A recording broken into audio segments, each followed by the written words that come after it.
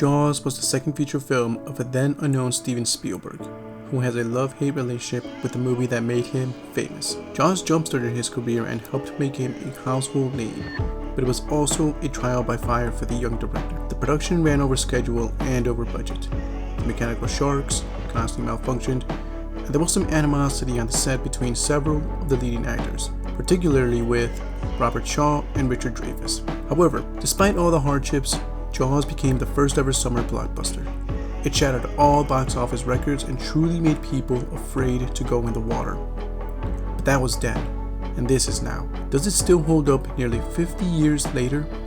Is Jaws still an effective film that will make you think twice about taking a dip in the ocean? Oh hell yeah it does. I still don't swim in the ocean. Fuck that. That's the shark's domain.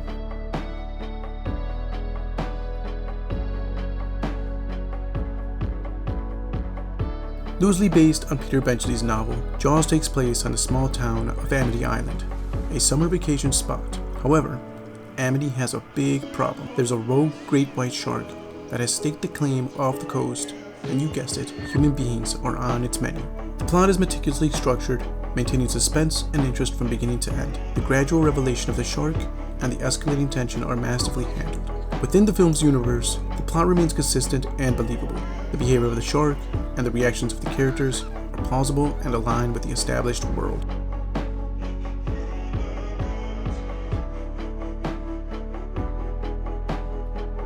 The themes of fear, survival, and man versus nature are clear and integral to the film. While the themes are strong, they primarily focus on immediate instinctive responses rather than deeper introspection or broader lessons.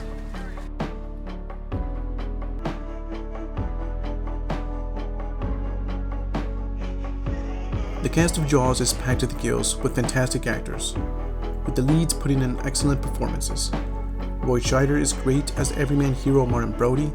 He's terrified of going into the water, and clearly took the job as Amity's chief of police because he wanted to finish off his career in a quiet town where nothing ever happens.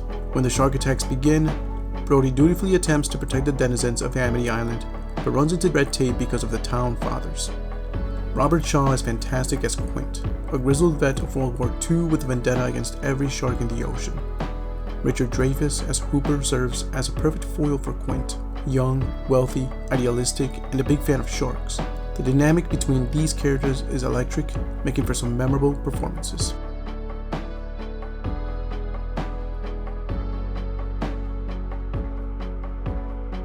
The dialogue effectively furthers the story and reveals character, with several iconic lines.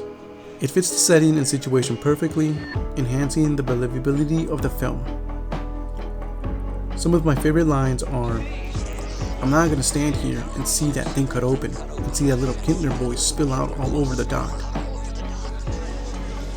Or how about, "I pulled a tooth the size of a shot glass out of the wrecked hull of a boat out there, and it was the tooth of a great white."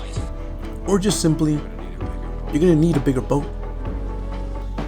And probably one of my favorites, the thing about a shark, he's got lifeless eyes, black eyes, like a doll's eyes.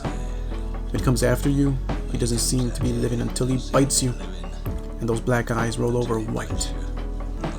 The best scene in the movie is the nighttime scene in the galley, where the men drink apricot brandy and Quint and Hooper compare scars. Finally, Quint launches into a moody monologue, telling the World War II story of the sinking of the USS Indianapolis. He was one of its crew members. Of the 1,100 men who went overboard, he says, sharks ate all but 316 before rescue arrived. They averaged 6 an hour. When the shark does appear for its close-ups, it is quite satisfactorily terrifying, and most audiences are too startled to ask why the shark seems prepared to inconvenience itself so greatly, at one point even attempting to eat the boat. The shark has been so thoroughly established through dialogue and quasi-documentary material that its actual presence is enhanced in our imaginations by all we've seen and heard.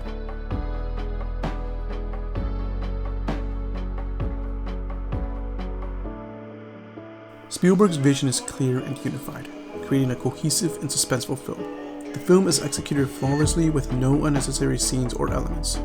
Spielberg's decision to minimize the shark's screen time enhances the suspense and impact. There was a story that when producers Richard Zanuck and David Brown first approached Spielberg with an offer to direct the film, he said he would do it on one condition: that the shark not be seen for the first hour. Think about it this way: a bomb under the table and it explodes, that is surprise. The bomb is under the table but it does not explode, that is suspense. Spielberg leaves the shark under the table for most of the movie. We don't see the shark, but the results of his actions.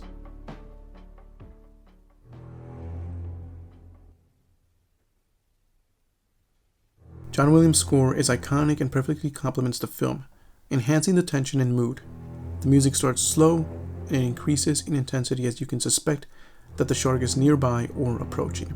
The sound design is impeccable, making the shark's presence felt even when it's not on screen. The music alone can scare the audience, because if you take the music away, it would make those moments a lot less suspenseful.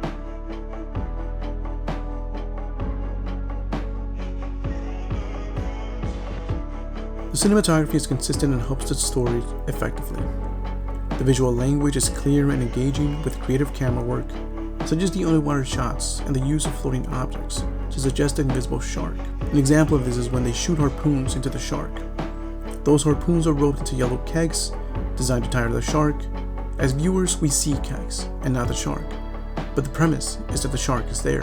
One of my favorite shots in the movie is when 3 or 4 men gather on a wooden pier, hoping to catch the shark.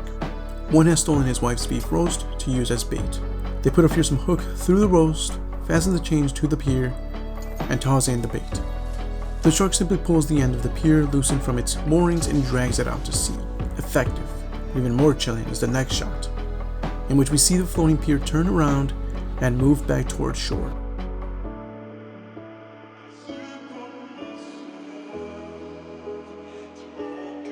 The editing sets the perfect pace, maintaining suspense without dragging or rushing. The practical effects, especially for the time, are impressive and enhance the believability of the shark without taking away from the story. It's a shame Spielberg and Vernon never worked together again, because their combined efforts on Jaws was perfection.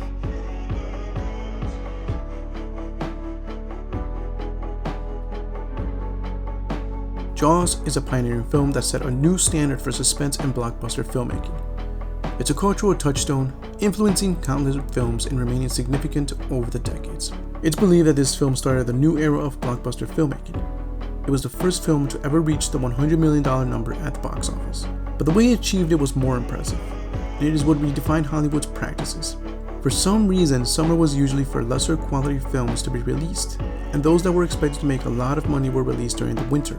Jaws was released in the summer, and on its $9 million budget went on to make as much as $470 million across the world. Jaws single-handedly established summer as the best season for the release of projects with big box office potential.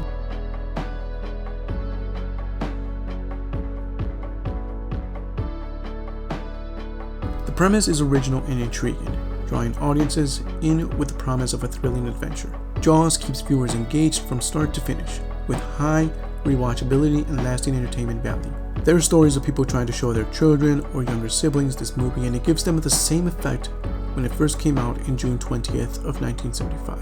Fear. If you ever get an opportunity to watch this in the big screen, I highly recommend you do it. Jaws is a nearly perfect film, excelling in most categories and establishing itself as a timeless classic. For a film that seemed doomed from the start, it is a legitimate miracle that Jaws became one of the most beloved, respected, and inspirational movies of all time. It's not only a milestone in Spielberg's impressive filmmaking career, but it's also a milestone in modern cinematic history. Jaws changed everything, and for that, we owe it a great debt. With a score of 94 points out of 100 and a final grade of A. I'll see you para la próxima.